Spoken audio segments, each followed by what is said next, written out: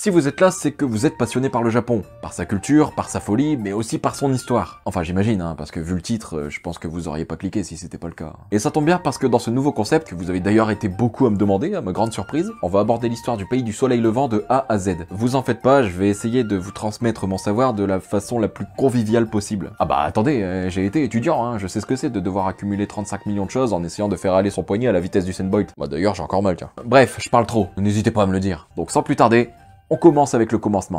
Juste une petite pause pour vous dire que ça, c'est une moumoute provenant de la capuche ci présente. Cette moumoute nous a fait une prison break et s'est évadée de son habitat naturel pour se coller en plein sur la tronche de notre cher ami, ce qui, je plus sois, lui donne une belle tronche d'abruti. Ne vous en faites pas, elle partira d'elle-même à un certain moment de la vidéo. Cordialement, des bisous, et vive Bernard Minet. Le Japon, cette île isolée qui suscite un vif intérêt dans le monde entier. Son âme si atypique fait de ce pays un espace où tous les rêves sont permis, où l'émerveillement est à son comble et où la beauté n'a d'égal que sa prospérité. Oh c'est beau ça, faut que je le note. Mais comment ce pays si attractif a fait son apparition? Qu'en était-il au départ? Bah rien du tout.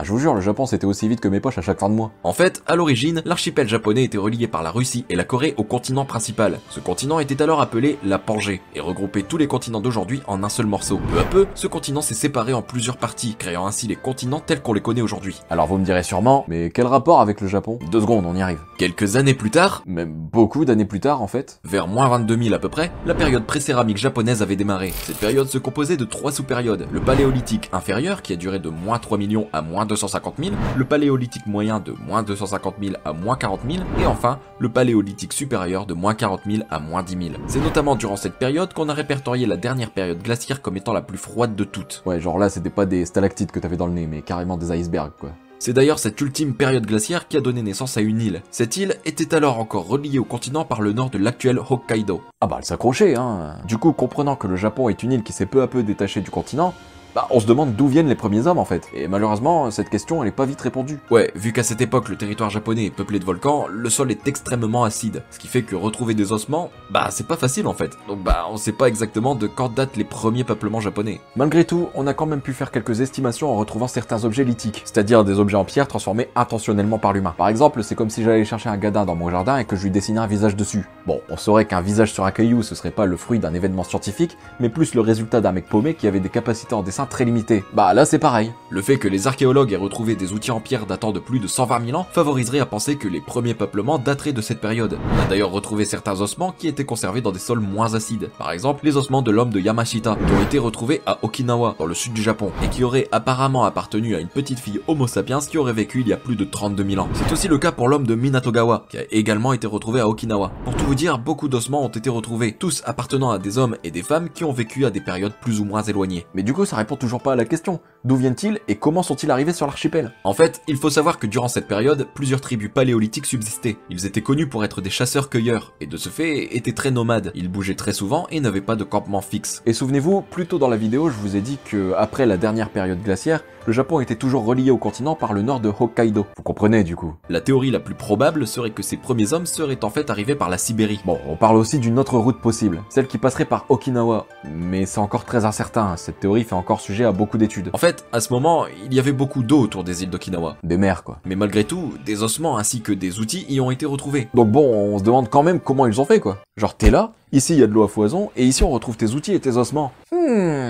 Bizarre. En fait, d'après un groupe de chercheurs, ces hommes dont les ossements ont été retrouvés seraient arrivés par la mer. D'ailleurs, ces mêmes chercheurs auraient embauché plusieurs personnes afin de construire des bateaux en utilisant les mêmes outils et les mêmes matériaux qui ont été retrouvés lors de leurs recherches. Ensuite, ils ont navigué avec leur bateau de fortune en suivant exactement le même chemin que leurs ancêtres. Bah, à ce jour, on n'a plus de nouvelles. Ah, ça va, je déconne, rassurez-vous. L'étude est toujours en cours. Et personnellement, je trouve ça vraiment fascinant et très ingénieux de refaire une expérience de la sorte. Enfin bref, après avoir compris d'où provenaient les premiers hommes, les scientifiques japonais se sont alors posé la question qui sont réellement nos ancêtres. Pour ce faire, ils ont alors étudié l'ADN des ossements retrouvés, et cette pratique leur a permis de découvrir la véritable origine des Japonais. Durant les derniers millénaires, il y a 2 ethnies bien différentes qui se sont mélangées. La première, la civilisation Jomon, et l'autre, la civilisation Yayoi. Hop hop hop, j'ai pas dit Yaoi, hein, j'ai dit Yayoi. Bande de vicieux. La question qui subsistait depuis des années était de savoir qui étaient les vrais japonais, les Yayoi ou les Jomon. Eh bien, à la suite d'études poussées sur les gènes de plusieurs populations d'Asie et de japonais de toutes régions confondues, on a pu déterminer que la population Jomon était la population indigène du Japon. La population Yayoi était quant à elle issue de plusieurs migrations et donc arrivée après sur le territoire japonais. Grâce à ces recherches, on a également pu déterminer l'origine de ces deux populations. Pour les Jomon, l'hypothèse la plus probable étant que ceux-ci auraient migré depuis la Mongolie en passant par la Sibérie et seraient ensuite redescendus par la liaison entre le continent et Hokkaido. Ah, ça en fait du chemin, ouais. Cette migration aurait donné naissance aux Ainu, une population aborigène vivant dans le nord du Japon. Ce peuple a très longtemps été considéré comme un peuple barbare au vu de leurs différences physiques des Japonais. Ouais, les Ainu sont en moyenne plus grands que les Japonais, leur carrure et leur pilosité sont plus affirmées, leur peau plus claire, etc. etc. Et à cause de cette différence, les Ainu ont été sujets à bon nombre de discriminations lors de la colonisation de l'île. Aujourd'hui encore, il existe des Ainu, mais dans la plupart des cas, leurs origines sont maintenues secrètes afin de les protéger du racisme. Si vous voulez en savoir plus sur la culture Ainu dans le Japon actuel, je vous conseille vraiment d'aller voir le film Ainu Mozir, qui est vraiment un chef-d'œuvre. C'est aussi dans Golden Kamuy, si je me trompe pas, qui a une référence aux Ainu. Donc si vous voulez vraiment en savoir un peu plus, je vous conseille aussi le manga qui est vraiment excellent et dont d'ailleurs je devrais bientôt faire une vidéo. Voilà, j'ai un peu teasé, voilà, j'avoue. En ce qui concerne le peuple Yayoi, eux seraient arrivés de Corée, et leurs gènes seraient fortement similaires à ceux des Han, une civilisation chinoise. C'est d'ailleurs eux qui seraient à l'origine des premiers conflits avec les Ainu, les ayant repoussés au nord et au sud afin de coloniser les terres. Mais en fait, après avoir étudié les gènes des Japonais, on s'est rendu compte qu'ils avaient les gènes des Jomon, mais aussi les gènes des Yayoi. Alors on va pas se mentir, niveau gènes, c'est un casse-tête. Du coup, on a admis que les Japonais étaient un mixte entre les civilisations Jomon et Yayoi.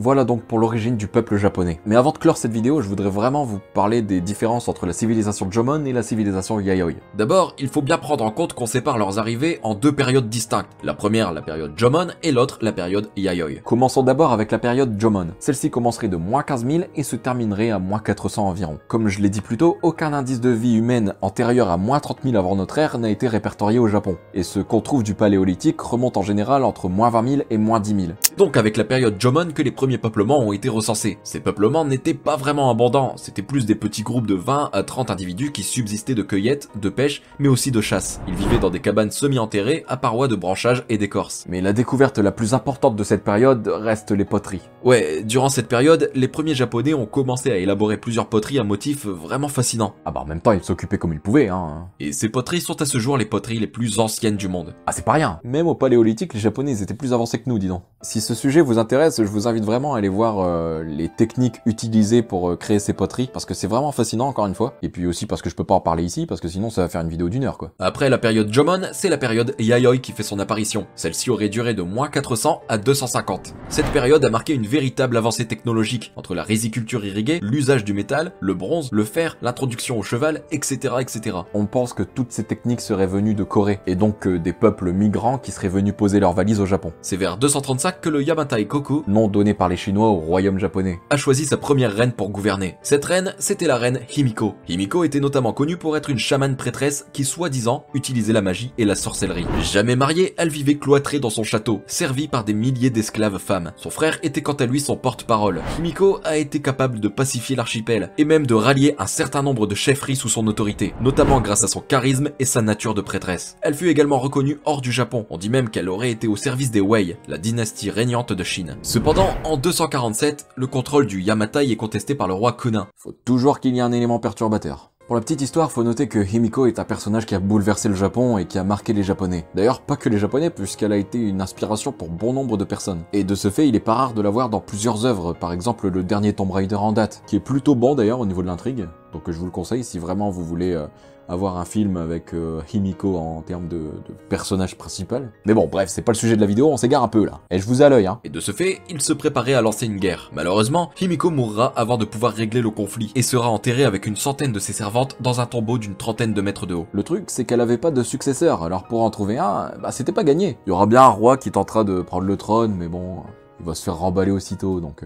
Finalement, les clans choisirent une fille de 13 ans qui fut élevée dans la magie par Himiko. Cette fille devint alors la deuxième reine du Yamatai, et peu après, la guerre prit fin. Les grandes chefferies furent réduites en nombre et commencèrent à organiser une nouvelle stabilité. Et c'est avec ces événements que la période Yayoi prend fin, laissant place à la période Kofun. Mais ça, ce sera dans une autre vidéo. Alors faut pas déconner non plus. Voilà, j'espère que ce premier épisode de l'histoire du Japon vous aura plu. Je veux juste que vous sachiez que l'origine du Japon et des Japonais, c'est un peu dur à assimiler, et pas trop palpitant, on va pas se mentir. Mais sachez que dans la suite de l'histoire du Japon, ça va devenir de plus en plus palpitant. Entre trahison, guerre, divinité et faits d'armes vraiment éblouissants, je pense que vous allez vraiment kiffer la suite. C'est juste que pour moi, il était impossible de parler de l'histoire du Japon sans commencer par le commencement. Pour moi, démarrer par le commencement, c'était primordial en fait. Et j'espère que ça n'a pas été trop lourd pour vous et que vous avez pu aimer mes explications. Je vais essayer de m'améliorer pour les prochaines vidéos et de vous instruire au mieux mon savoir. Après, je dis pas que tout est parfait, hein. Forcément, j'ai appris l'histoire à la fac. Et donc, du coup, j'ai sûrement quelques lacunes, hein. Il peut y avoir des erreurs, donc n'hésitez pas à me rectifier en commentaire si jamais il y en a. Hein. Non, n'hésitez pas, hein, je vais pas vous incendier, hein, au contraire. Bref, voilà donc ce qui conclut cette vidéo. J'espère qu'elle vous aura vraiment plu parce qu'elle a été vraiment longue à réaliser. En tout cas, n'oubliez pas le petit pouce bleu, ça m'aiderait fortement. Et de vous abonner pour ne pas louper le prochain épisode. Sur ce, moi je vous laisse, je vous fais des bisous et je vous dis à plus dans une prochaine vidéo. Ciao.